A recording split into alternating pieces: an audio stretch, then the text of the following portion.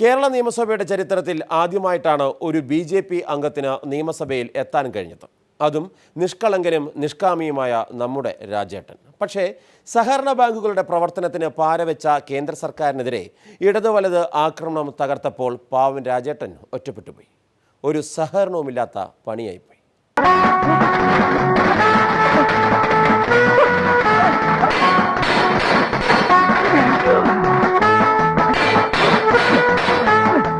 എന്തുകൊണ്ടാണ് സഹകരണ സംഘങ്ങളുടെ പണം മറ്റ് വാണിജ്യ ബാങ്കുകളിൽ കിടക്കുന്നത് പിൻവലിക്കാൻ അനുവദിക്കാത്തത്?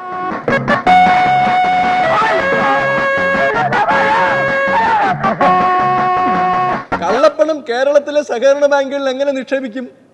അങ്ങനെ നിക്ഷേപിച്ചാൽ തന്നെ അത് പരിശോധിക്കാനും കണ്ടുപിടിക്കാനുമുള്ള എല്ലാ തരത്തിലുമുള്ള സൗകര്യങ്ങളില്ലേ?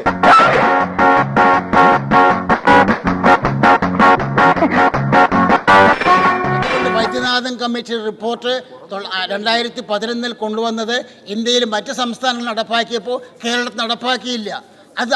അതിൻ്റെ ഓഡിറ്റും അതിൻ്റെ പരിശോധനയൊക്കെ തന്നെ ഇൻറ്റേർണലായിട്ട് ഇവിടെയുള്ളതായിട്ടുള്ള രാഷ്ട്രീയ പാർട്ടി നിശ്ചയിക്കുന്നതായിട്ടുള്ള അവരുടെ കീഴിലുള്ളതായ ആൾക്കാരെ വെച്ചുകൊണ്ട് പരിശോധിക്കാനാണ്.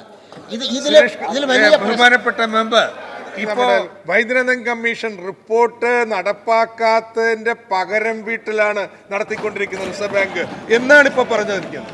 BJPക്ക് കേരളത്തിൽ സ്ഥാനമില്ല എന്നുള്ളതിന് ഒരു പ്രതികാരം ചെയ്യുക.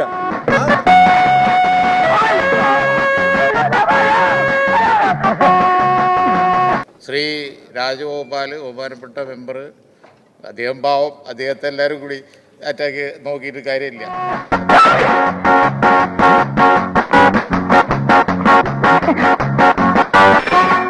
സഹകരണ മേഖല മുഴുവൻ കള്ളപ്പണമാണെന്ന് ഏതെങ്കിലും സഹകരണ ബാങ്കിന്റെ മുമ്പിൽ ചെന്ന് ഈ കേരളത്തിലെ ഇന്ത്യയിലെയും BJP നേതാക്കൾക്ക് ആർക്കെങ്കിലും പ്രസംഗിക്കാൻ കഴിയും?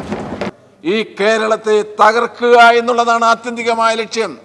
അങ്ങനെ തകർക്കാൻ ഈ മലയാളികൾ ജീവിച്ചിരിക്കുന്ന കാലത്തോളം അനുവദിക്കില്ല എന്ന്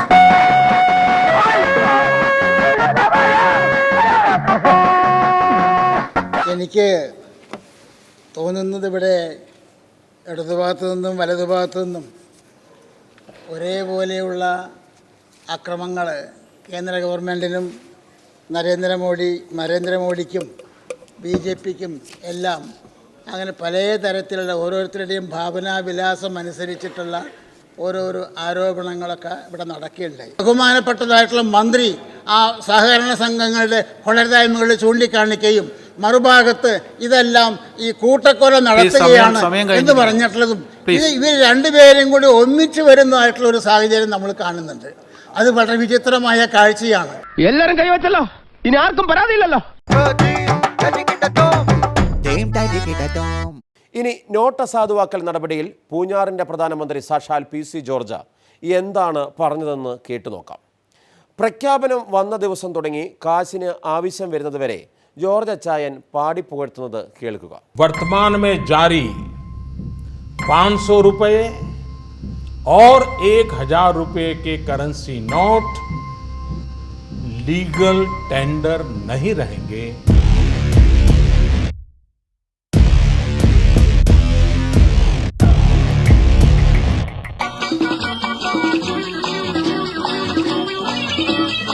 ആരപ്പിരിയിളകിയതാർക്കാണ്?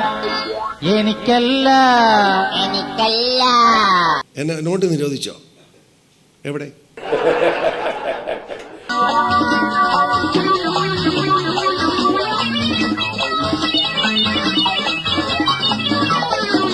ഇച്ചിരി ബുദ്ധിമുട്ടുണ്ടായാലും മോദിയെപ്പോലൊരു വ്യക്തിയല്ലാതെ ഇന്ത്യ രാജ്യത്ത് ഒരുത്തരും ഈ ധൈര്യം കാണിക്കില്ല.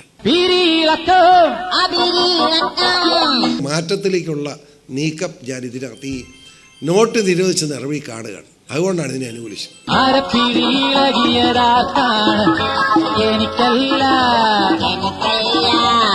ഇത് മോദി എന്ന വ്യക്തി ചെയ്ത നന്മയെ പറ്റിയാണ് ഞാൻ പറയുന്നത്. മനസ്സിലായോ?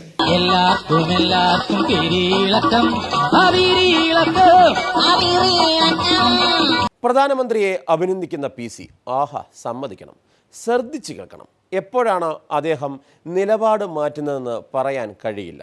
നോട്ട് ആരും ഇതിനെ അനുകൂലിക്കുന്നില്ല എന്നുകൊണ്ട് തന്നെ ഞാൻ സത്യം വിളിച്ചു പറയുന്നത്.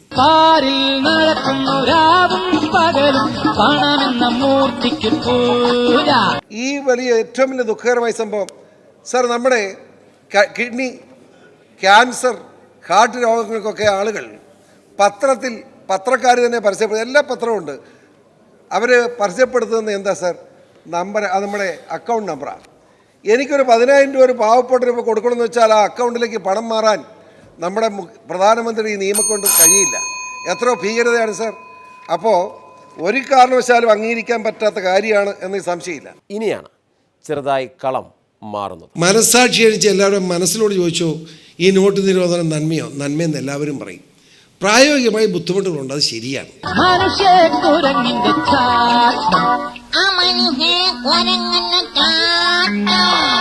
നല്ല കപ്പ ഇടണമെന്ന് കൃഷിക്കാരനൊന്നും പ്രശ്നമല്ല. ഈ ഇനം എതിർപ്പായ പ്രശ്നങ്ങളെല്ലാം മനസ്സിലായില്ലേ, നേരിട്ടുകൊണ്ട് ജീവിക്കുന്ന കർഷകൻ, അവൻ്റെ മനസ്സും തഴമ്പുള്ളതാണ്, ഒരു പ്രശ്നവുമില്ല. ഞാൻ അതുകൊണ്ടല്ലേ ഇതൊക്കെ പറയുന്നത്. സാർ, ഇവിടെ പാവപ്പെടാൻ 5 രൂപയ്ക്ക് വേണ്ടി ചെല്ലുമ്പോൾ അത് കിട്ടാതിരിക്കുക. ഇതുപോലുള്ള അദാനിമാരും ഗൗതം, അതുപോലെ വീഡിയോകോൺ ഉൾപ്പെടെയുള്ള സമ്പന്നന്മാർക്ക് മുഴുവൻ കച്ചവടം ചെയ്ത് ഇന്ത്യ രാജ്യത്തെ വിൽക്കുന്ന നാണം കെട്ട ഒരു പ്രാഞ്ചിയട്ടനായി ബഹുമാനപ്പെട്ട പ്രധാനമന്ത്രി മാറി എന്ന് പറയാതിരിക്കാൻ കഴിയില്ല സർ. അതുകൊണ്ട് ഇതിന് അനുകൂലമായ നിലപാട് സ്വീകരിച്ചു പോകാൻ കഴിയില്ല.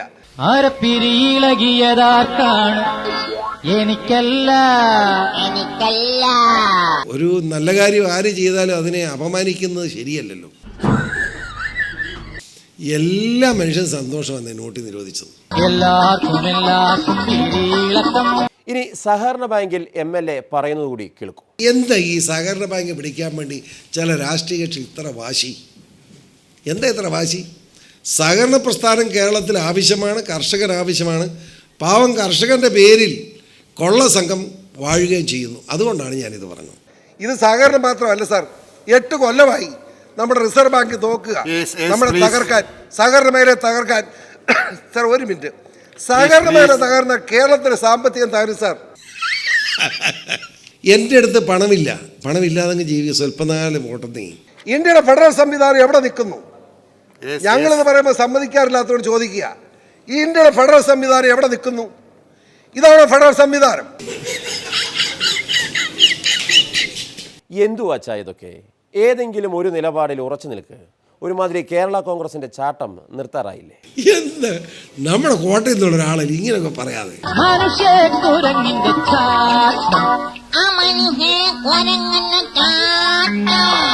അതെ, ഒറ്റ ചോദ്യം.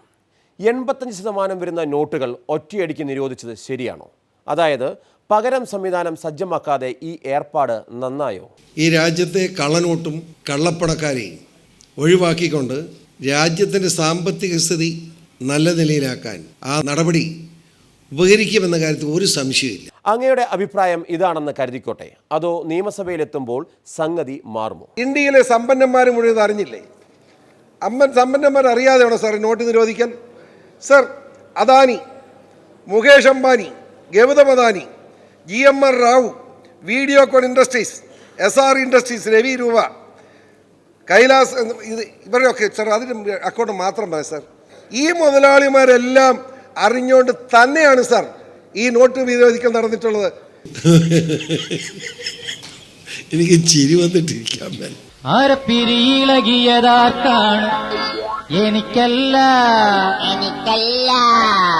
ഈ പാകിസ്ഥാനിൽ നിന്നും ചൈനയിൽ നിന്നുമുള്ള ഈ നോട്ട് വരവൊക്കെ ഒന്ന് നിർത്തട്ടെന്ന്, അതെങ്കിലും ഒന്ന് മാറിക്കിട്ടുമല്ലോ, അത്രയും കുറയട്ടെ. കേന്ദ്ര ഗവൺമെന്റ് ഈ കള്ളക്കളിക്കെതിരെ ശക്തമായി പ്രതികരിക്കാൻ കേരളത്തിലെ ജനങ്ങൾ മുഴുവൻ മുമ്പോട്ട് വരും. ആ കാര്യത്തിൽ ഒറ്റക്കെട്ടായി കേരളത്തിലെ രാഷ്ട്രീയ കക്ഷികൾ നിൽക്കണം.